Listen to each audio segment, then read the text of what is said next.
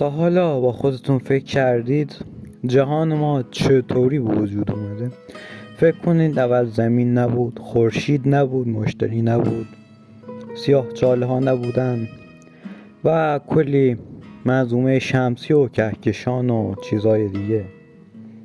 میگن از بیگ بنگ ساخته شده. حالا قبل از بیگ بنگ چی بوده؟ اگه بخوایم همینجوری بگیم قبل از اون چی بوده، میرسیم به یه دیوار بزرگ که نمیتونیم ازش رد بشیم. ذهنمون کلی مشغول میشه و نمیتونیم جواب سوال رو پیدا کنیم. حالا میگن خدا. حالا توهین نمیکنم، ولی اگه خدا وجود داشته باشه میتونه چیزی مثل خودش رو خلق کنه با همون قدرت، که اینم منطقی نیست. پس چگونه درست شده؟ نظر شما چیه؟